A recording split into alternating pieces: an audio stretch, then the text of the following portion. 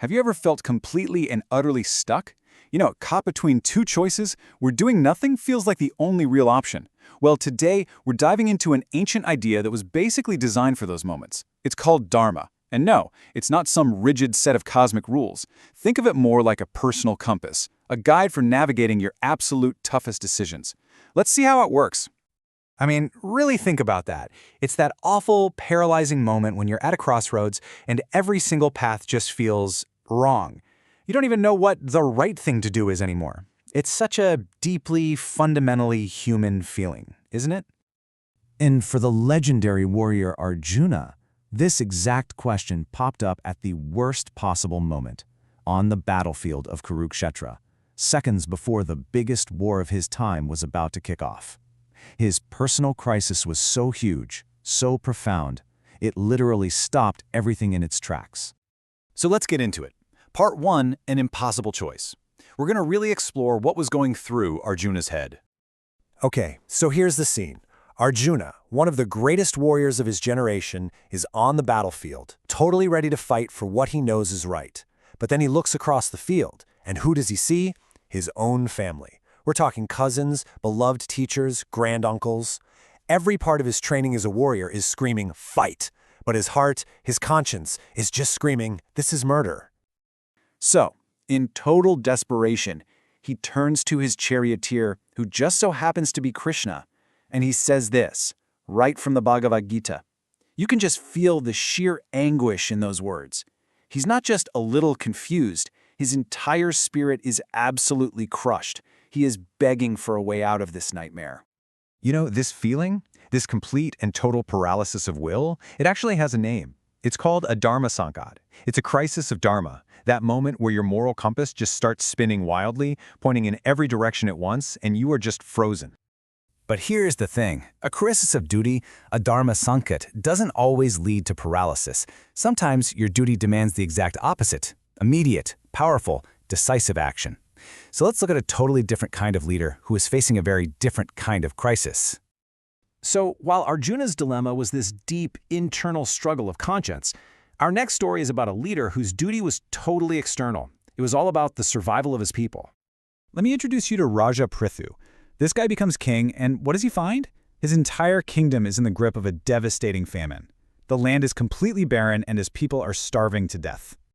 Now, unlike Arjuna, there's no internal debate for Prithu. Not at all. The facts are simple. His people are dying. The land isn't producing food. For him, as king, his number one dharma, his ultimate duty, is to provide and protect. Inaction wasn't just a bad choice, it was the end of everything. And so he acts. In this really powerful, symbolic story, Prithu literally confronts the earth, which has taken the form of a cow. And he doesn't plead, he doesn't beg, he commands it. He takes charge, he takes responsibility, and he milks the earth, forcing it to give up its bounty to feed his people. Okay, let's just put them side by side for a second. It's so clear, right? For Arjuna, Dharma is this agonizing internal conflict that leads to total paralysis. For Prithu, Dharma is a massive external crisis that demands immediate action. We've got two completely different situations, leading to two totally different responses to that call of duty. So how in the world do we make sense of this?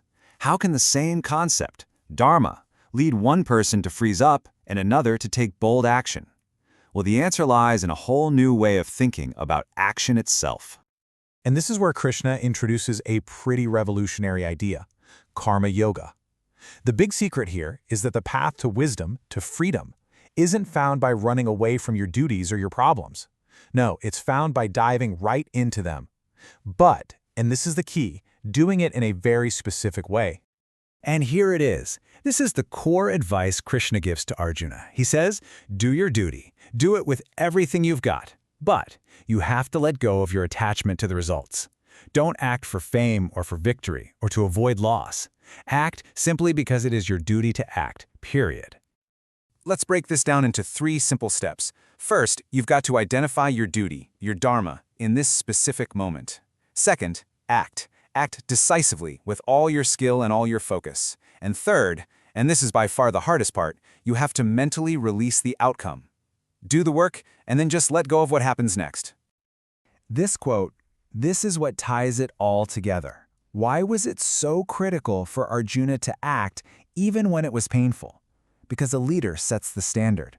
By fulfilling his duty, he was upholding the very fabric of society, just like King Prithu did. His personal choice had this massive ripple effect for everyone else. All right, part 4, the path of Dharma. Let's bring all these threads together. So the ultimate takeaway here is that Dharma is not some one-size-fits-all rule book. It's a living, breathing principle. It's about understanding your role in any given moment and then acting rightly within that context, all without being paralyzed by your attachment to how it all turns out. It's about finding clarity right in the middle of chaos. And really, that brings the whole thing right back to you. We all face our own battlefields, our own famines, big and small. So looking at your own life, your own challenges, what is the right action? The one completely detached from the outcome that you can take right now, today.